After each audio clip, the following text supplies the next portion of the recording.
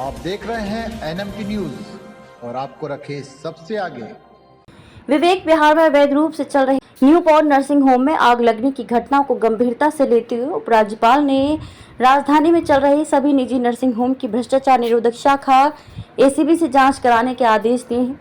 ACB इनके पंजीकरण और नियामक प्रबंधन की व्यापक जांच करेगा। उन्होंने नर्सिंग होम के पंजीकरण को मंजूरी देने और नवीनीकरण में मंत्री स्तरीय निगरानी की कमी, आपराधिक लापरवाही और अधिकारियों की मिलीभगत की बात कही है।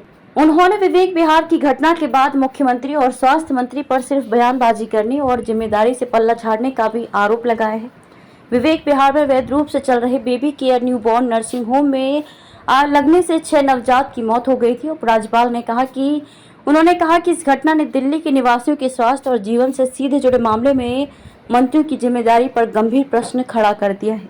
इतनी बड़ी त्रासदी के बाद भी मुख्यमंत्री और मंत्री ने केवल दिखावे के लिए बयान देकर अपनी जिम्मेदारी से पल्ला झाड़ने के लिए बहाने ढूंढ रहे हैं। इंटरनेट मीडिया पर मुख्यमंत्री व मंत्री द्वारा की जाने वाली बयानबाजी पर आपत्ति जताते हुए कहा कि प्रशासन ना तो इंटरनेट मीडिया से चलता है और न ही इस तरह के गंभीर विषय को दबाकर निजी स्वास्थ्य सुविधाओं के नियामक प्रबंधन में मंत्री स्तरीय निगरानी की कमी के कारण इस तरह की घटना हुई है।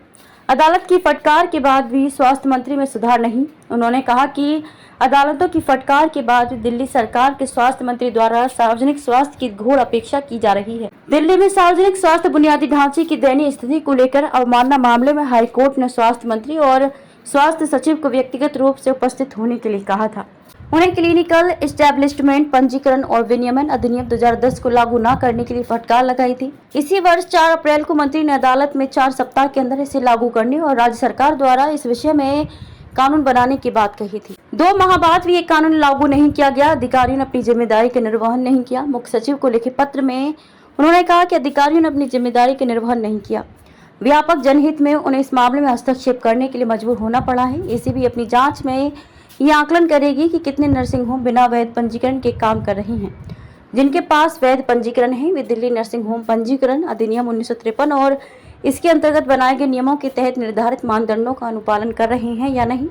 1190 चलने वाले नर्सिंग होम में से 25% के पास पंजीकरण नहीं। उन्हें जानकारी दी गई है कि दिल्ली में 1190 नर्सिंग होम है और इनमें से 1/4 से अधिक बिना वैध पंजीकरण के चल रहे हैं।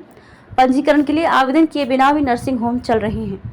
जिन नर्सिंग होम के पास वैध पंजीकरण है वे भी दिल्ली नर्सिंग होम पंजीकरण अधिनियम 1953 और उसके अंतर्गत बनाए गए नियमों में निर्धारित सुरक्षा और विनियामक मानकों को पूरा नहीं कर रहे हैं। ऐसे नर्सिंग होम के अवैध रूप से चलना राजधानी में सार्वजनिक स्वास्थ्य बुनियादी ढांचे की गंभीर कमी को दर्शाता है। पंजीकरण का काम ऑनलाइन करने का उन्होंने निर्देश दिया है कि एसीबी जांच के दौरान ये स्पष्ट रूप से पता लगाया जाए कि स्वास्थ्य विभाग द्वारा पंजीकरण या नवीनीकरण का काम 100% साइट निरीक्षण के बाद किया गया था या नहीं। उन अस्पतालों में अपेक्षित सुरक्षा मानदंडों का पालन, जरूरी चिकित्सा का बुनियादी ढांचा की उपलब्धता और पेशेवर डॉक्टर व अन्य कर्मचारी हैं या नहीं। उन्होंने मुख्य सचिव को सभी जिलों के मजिस्ट्रेट से 2 सप्ताह के भीतर उनके क्षेत्र में चलने वाले नर्सिंग होम का सत्यापन कराने का निर्देश दिया है।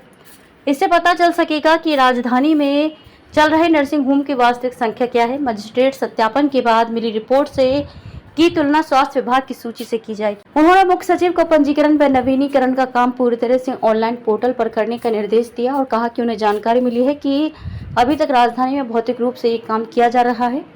इसमें अस्पष्टता और भ्रष्टाचार की संभावना बनी रहती है।